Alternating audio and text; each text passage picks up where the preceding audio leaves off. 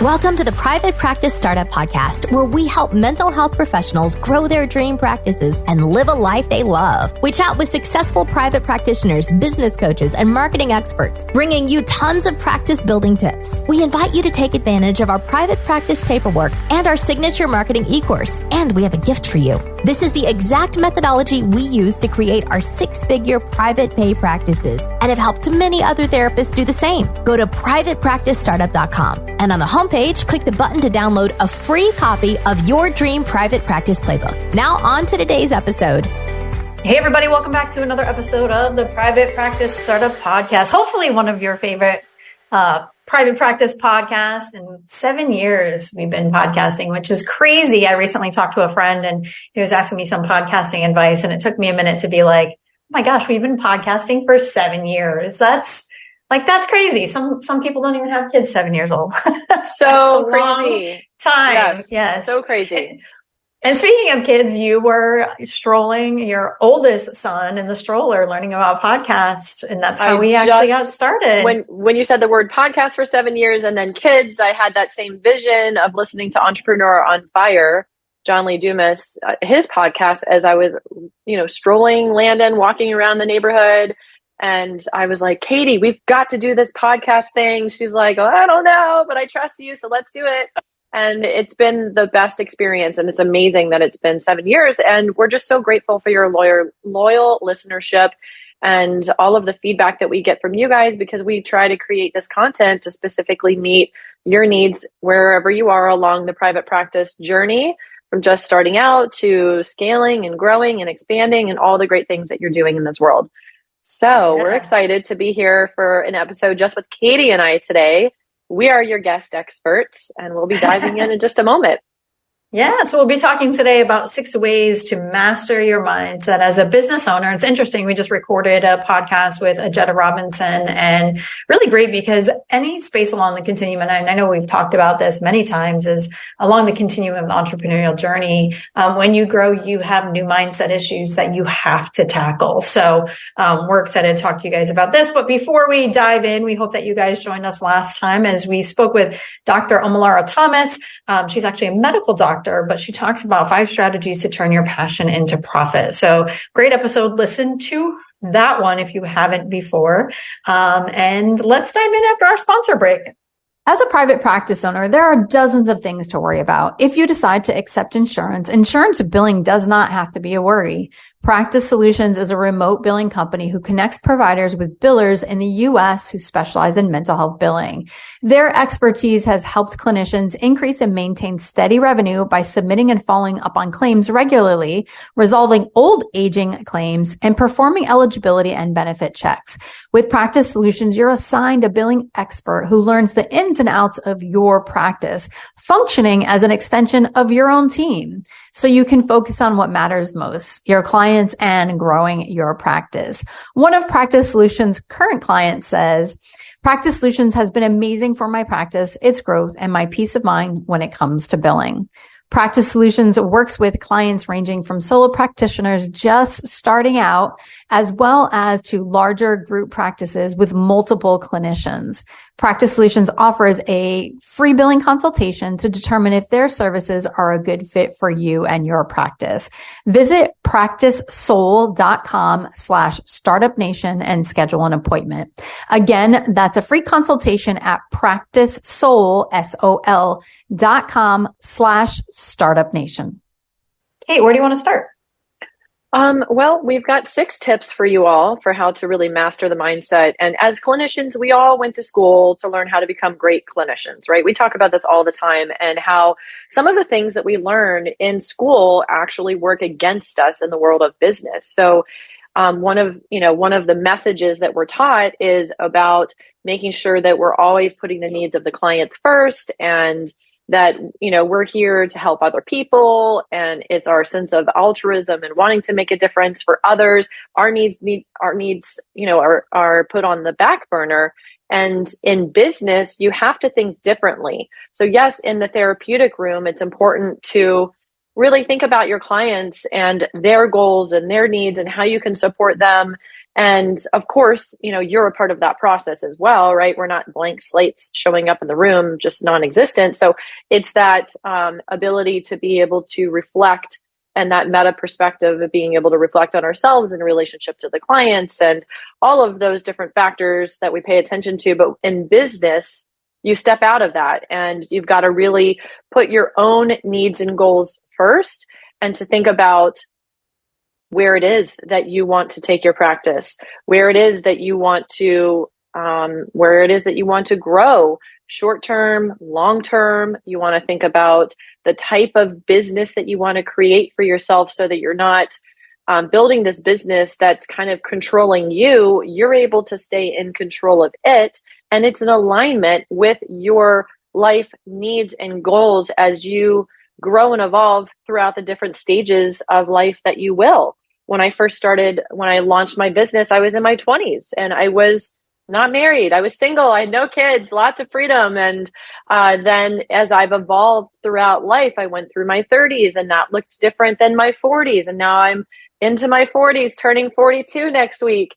And so business looks different. Life looks different. I've now got 2 kids, and so I've had to pivot and make changes in my business so that I can stay in alignment with my goals and where I am in business. So that is something to really think about, and to take a step back and make sure that you are staying in alignment with what your needs and goals are and how you want this business to work for you, so that you don't feel like it has gotten out of control and it's controlling your life and consuming your life, because that's a horrible place to be. And that just leads to burnout and you not doing your best work with the clients that you're called to serve. So that's the first tip. I feel you're passionate about that, Kate, and I love that. I got on a soapbox. And as you're talking, I was definitely reflecting on our own business journeys, and I remember a visual came to mind for those of you who grew up in the 80s. Is I used to love to watch the Flintstones and the Jetsons. Those were the 2 cartoons I would watch before I went to school. And I think sometimes when you are new to business and you jump into business, you kind of hit the ground running like the Flintstones, like when they pull the car up and all their feet are like running hard to get the car going. Like that's what it feels like. And it feels like you're just trying to get somewhere and you're not even sure where you're getting. And I like to relate a lot of business to life, to therapy. One of the things in the therapy room, like when things kind of go awry or fall off track, or you feel like you're losing your client, is you always have to go back to the basics. And the basics are rapport building, right? So we can start a business and maybe not have a clear vision. Maybe our desire is to get out of community mental health or working for someone else, but we're not clear on our vision yet. So we kind of do the Fred Flintstone thing. We're just putting in a lot of effort, doing a lot of running, trying to make the car work, and not really clear, not clear on our ideal client, not clear on the lifestyle. Well, you can always take a step back and go back to basics. And in fact, you need to do that. I know in our course that we teach, our marketing course and coaching program, is we actually do start with the vision and lifestyle first. Because when you get that established, is then you can create and build your life around that. And when your vision is clear and your clients are clear and who you serve is clear and your purpose and your mission, business actually becomes easier. So that's what I would say for tip number 2. It really does. And just to add on that, think about how many days a week do you want to work? How many clients do you want to see each day? Really create your ideal client schedule and structure that and stick to it. So many clinicians that we see struggle with bending over backwards to be available and overly available to their clients. And not only does it send a message of, you're overly available, people assume that you don't have a full caseload, so you must not be that good. So you want to be able to have the confidence to really stick clear to that ideal schedule and really create the business around your lifestyle. If you want to be a therapist who travels the world, awesome.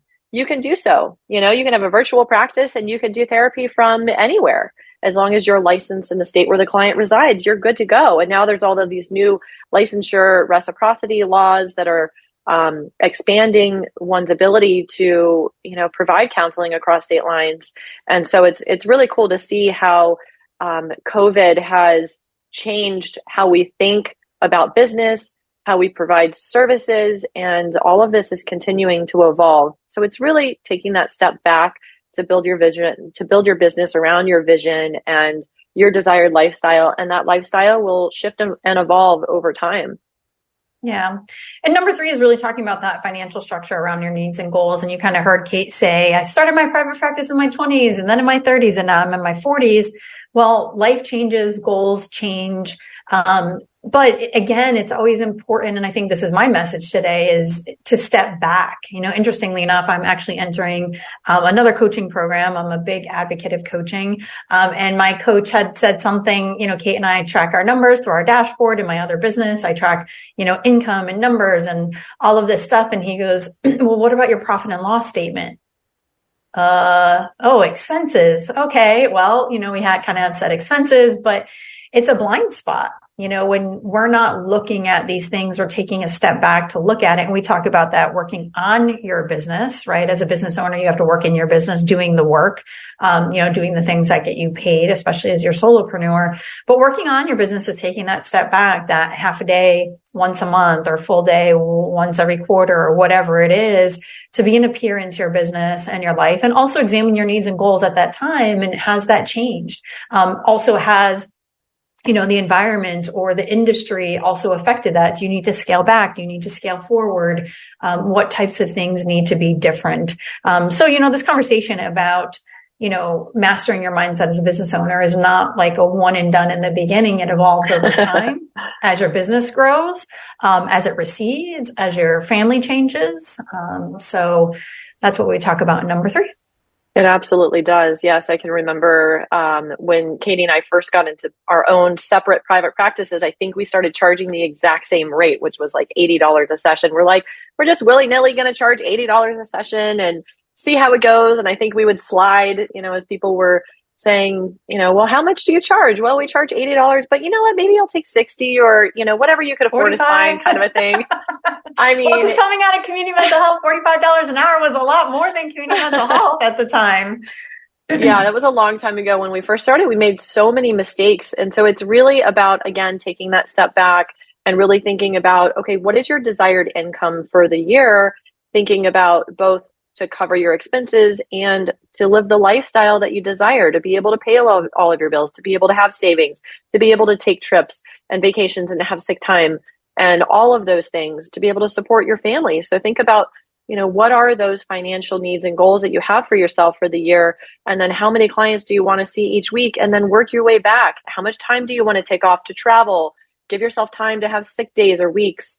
And really work backwards to determine what your fee is going to be. And we have a whole formula for that and really do a deep dive in this whole area that we're talking about in our marketing e-course and coaching program, like Katie was saying.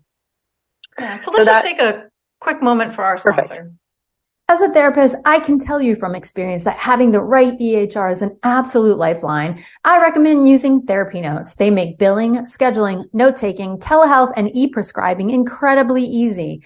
Best of all, they offer live telephone support that's available 7 days a week. Look, don't take my word for it. Do your own research. Therapy Notes is the #1 highest rated EHR available today with 4.9 out of 5 stars on Trustpilot and Google.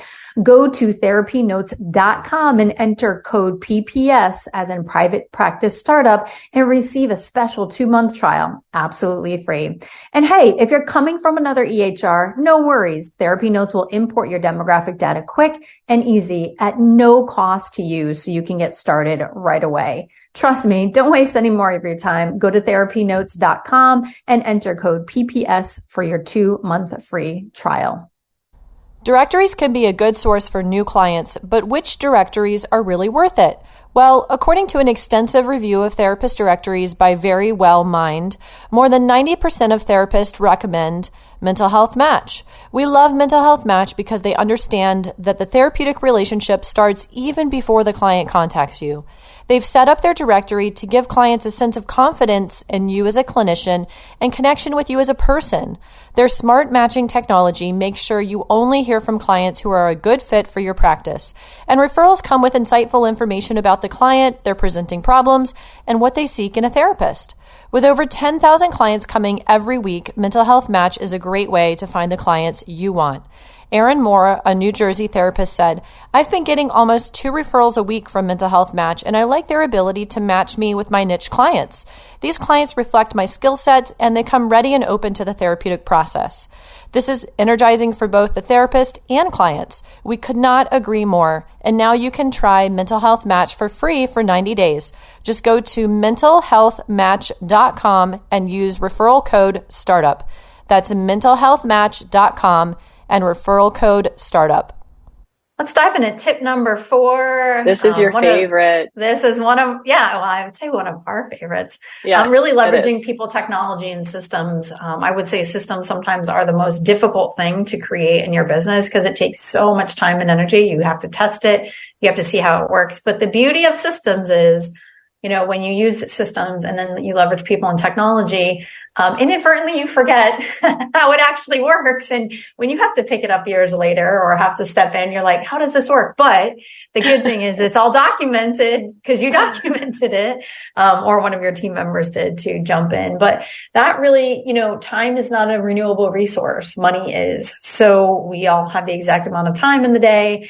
And really to be able to grow and really live the life that you desire is leveraging people, technology, and systems is so important.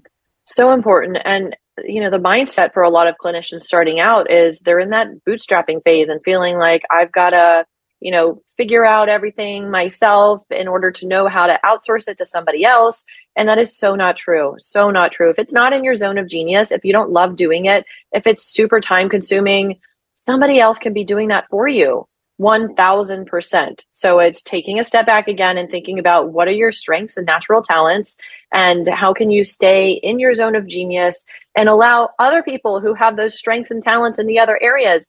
Maybe it's the website building that you need to outsource or the intake calls for your system, for your practice, whether you're a solopreneur or a group practice owner.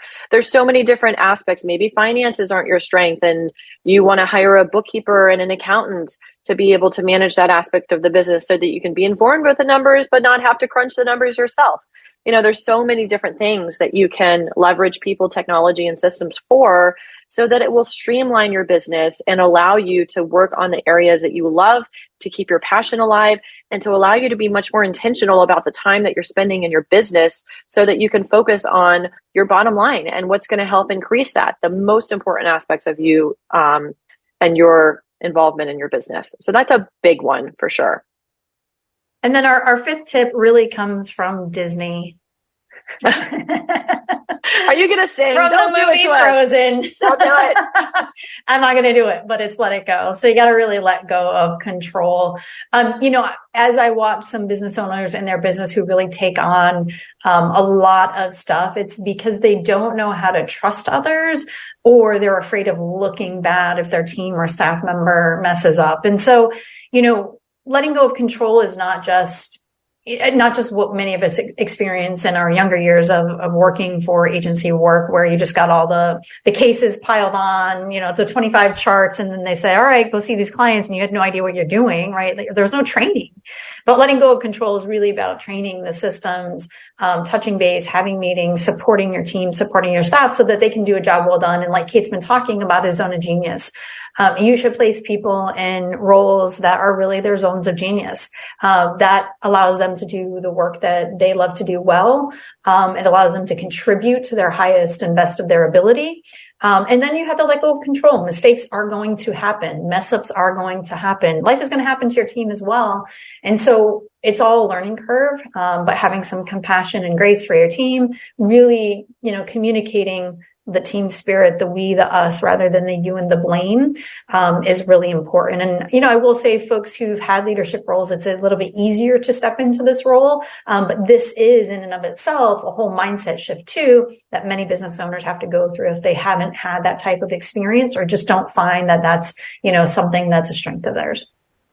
Absolutely. And this idea that nobody else can do it better than me and I have to do it myself. And whether you're a solopreneur or a group practice owner and people are calling, they're saying, well, we just want to see you. We don't want to see a team member. All of that can be worked through. And that is stuff that those mindset blocks will keep you stuck and they'll keep you in this place where your business is not working as well as it needs to be and as well as it can be. So we really want to encourage you to work on that piece. Get a coach, get a mentor, get other colleagues who are in the place where you want to be in business, so that you can have that support and coaching to be able to work through the mindset blocks. Because every single one of these that we're talking about hit on the major mindset issues that we see therapists struggling with every single day. And we know it's possible to get past them, and what can be possible for you when you are past them. Yeah. And we're kind of sort of talking about this. The sixth tip we have is really learning leadership. So if this hasn't been your forte, if you haven't had training on it, if you are feeling uncomfortable trusting your staff, this is where you should get coaching on leadership, management, and hiring skills, and partnering with other people or asking people's opinions, or getting some coaching in these areas is just really important. One of the great resources we've used for hiring is Wise Hire, WIZEHIRE. Great resource. You can hire folks based off their, if you're familiar with the DISC profile, at DISC profiles people as well as their brand values assessment. We definitely recommend not hiring ever to fill a spot, but really hiring for your culture, your organization, your vision, your mission, that person's, talents and strengths. So that's just really important. And having that strong vision up front and communicating that to the team is really important. And Katie's talking a lot about team, and this goes for even if you're a solo practitioner, just you in private practice. You're going to need help. You're going to need people, whether it's an admin or a virtual assistant or a social media manager or, a marketing manager, whatever it is that is not in your zone of genius, to be able to hire someone and bring someone on to take that role. You're going to be in the leadership position with them. So it is really, really important to look at that aspect for sure. Yeah. Kate, what do you want our listeners to take away from your message today? I just want this to be a reminder of how important all the mindset work is in business. So often we can just have our nose to the grindstone and just, be focused on all the tasks and working in the business. And it's so important to take a step back, work on the business, and to really think about, are you in alignment with your goals? Are you keeping your passion alive? Are you struggling with burnout? Are you exhausted, overwhelmed, and really need assistance getting back to this place where you're working in your zone of genius and staying in alignment so that you can do your best work and make a great impact while making a good living? It's just also important to do this mindset work. Yeah. And I think what I would like our listeners to take away is that, this mindset work of being an entrepreneurship and being an entrepreneur, it's not a one and done. It's something like you have to carve out about working on your business. It's really examining these things and, working with people, whether it's a coach, a mentor, a supervisor who can hold that mirror to you that you can look at and examine to make that shift. So that is what I would say, but this was a great topic. I really enjoyed it. I hope it helped all of you as well. And, I know we've mentioned our marketing playbook, our marketing e-course and coaching program. So we want to actually gift you our Dream Private Practice playbook. So you can grab that for free. We'll go ahead and put the link at the show notes page, but you can also grab it at privatepracticestartup.com under the resources tab. And that talks a lot about, the playbook, the do's and don'ts, the structure of really creating a solid business and marketing foundation. So until next time, Startup Nation. Yeah, we will see you next time. Stay inspired. Bye, everybody. Take care, everybody. Thanks for joining us on The Private Practice Startup. Visit theprivatepracticestartup.com for awesome resources, free trainings, attorney-approved private practice paperwork, and so much more.